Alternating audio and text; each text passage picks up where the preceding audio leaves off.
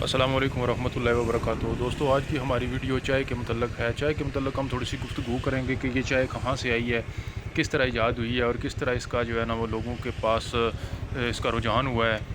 मुख्तलिफ़ ममालिक में ये कैसे पहुँची है और किस तरह इसने अपना तसल्लुत पूरी दुनिया पर जमा लिया है और किस तरह लोगों के जो है ना ज़हनों पर ये सवार हो गई। दोस्तों, जापान में ये बात ज़बान ज़द-ए-आम है कि जापान में एक मुमताज़ बुद्ध राहिब था जिसका नाम कम्फर है। तो उसने इस चाय को ईजाद किया सबसे पहले जापान में।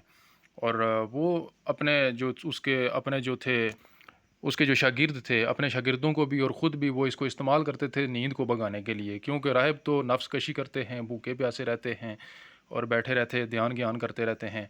तो उसमें जब उनको नींद आती थी तो नींद को ख़त्म करने के लिए वो इस चाय को इस्तेमाल करते थे। इसके पत्ते चबाते थे या इसको पानी में उबाल कर पीते थे तो उनकी नींद उड़ जाती थी। और दोस्तों, आज से 200 साल पहले लिखी जाने वाली एक किताब मखज़ूनुल अदविया में पुरानी अरबी कुतब से हकीम मिर्ज़ा काज़ी के हवाले से एक वाक़या दर्ज है कि ज़माना कदीम में चीन का एक शहंशाह था जो अपने एक हवारी से नाराज़ हो गया और उसको देश निकाला दे दिया। और वो जंगलों में घूमता फिरता रहा, ठोकरें खाता रहा और उसने अपनी भूख प्यास ख़त्म करने के लिए जंगल की जड़ी बूटियों को इस्तेमाल करना शुरू कर दिया। तो मुद्दतों वो जंगल की जड़ी बूटियों को इस्तेमाल करता रहा। एक दफ़ा वो भूख से निढाल हो गया और उसकी जो है ना वो ताकत जिस्म से ख़त्म होनी शुरू हो गई। तो फिर उसके नज़दीक एक जड़ी बूटी थी, उसने उसके पत्ते चुबाने शुरू कर दिए और बतौर ख़ुराक उसको इस्तेमाल करता रहा। और कुछ दिन जब उसने उसको खाया तो खाने के बाद उसकी हैरत की इंतहा न रही कि उसकी सेहत में काफ़ी हद तक तब्दीली आ गई। दिन ब दिन उसका जिस्म बेहतर होना शुरू हो गया और उसकी सेहत जो है वो बरकरार होनी शुरू हो गई। तो जब उसने अपने अंदर गैर मामूली तब्दीली देखी तो उसने सोचा कि मैं क्यों ना जाकर लोगों को भी इसके मतलब बताऊं। चूँकि चीनी बड़ी मुद्दत से जड़ी बूटियों का इस्तेमाल जानते हैं और इस्तेमाल कर रहे हैं, तो वो बंदा वहाँ से निकला जंगल से और किसी तरह शहर पहुँच गया। शहर में जाकर उसने किसी बंदे के साथ राब्ता कायम किया और वो किसी वज़ीर के पास पहुँच गया और वज़ीर से बातचीत की और उसको अपनी हालत बताई। सारी बात बताने के बाद उसकी वो बात बादशाह तक पहुँची। जब बादशाह तक पहुँची तो बादशाह ने मुख्तलिफ़ तबीबों को बुलाया जो शाही तबीब थे और उसको उनके साथ भेजा।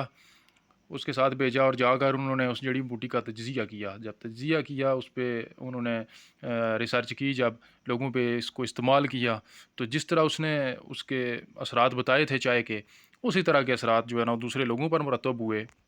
तो उसके बाद फिर चीन के अंदर जो है ना ये एक शाही डिश के तौर पर या शाही अद्वियात के तौर पर, दवा के तौर पर इस्तेमाल होनी शुरू हो गई। मुद्दत तक चीन में जो है ना ये आम लोग इसको इस्तेमाल नहीं करते थे, बल्कि शाही ख़ानदान ही इसको इस्तेमाल करते रहे या वज़ीर मुशीर वगैरह इस्तेमाल करते रहे। उसके बाद ये चाय का पौधा जो है मुख्तलिफ़ ममालिक में पहुँचा मुसलमानों के ज़रिए। मुसलमान अरब ताजर जो चीन में जाते थे तिजारत करने के लिए, उनके ज़रिए मुख्तलिफ़ ममालिक में इसी तरह एक मुसलमान सियाह सुलेमानी सैरानी जिसने अबू यज़ीद या अबू ज़ैद सिरानी के साथ कई मरतबा चीन का सफ़र किया था और अपनी तारीफ़ में उसने इस चीज़ को ज़िक्र किया है। और उसने अपनी किताब सिलसिला तारीख़ में ये चीज़ बयान की है और चाय के ख़वास बयान किए हैं कि ये लोग चीनी लोग जो हैं इसको पानी में उबाल कर जोश देकर इसका कहवा बनाकर पीते हैं और उनकी सेहत बहुत ज़बरदस्त हो जाती है। और फिर चीन में इसको फ़रोख्त किया जाने लगा और कई सदियां जो है ये चाय बहुत महंगी बिकती रही। यहाँ तक कि तिब्बत के जो सियाह थे उनसे अगर कोई चाय लेता तो वो कस्तूरी के एवज़ इस चाय को देते, इसके अलावा नहीं देते थे। और जापान में इसका बाकायदा इस्तेमाल जो है वो 15वीं सदी में शुरू हुआ।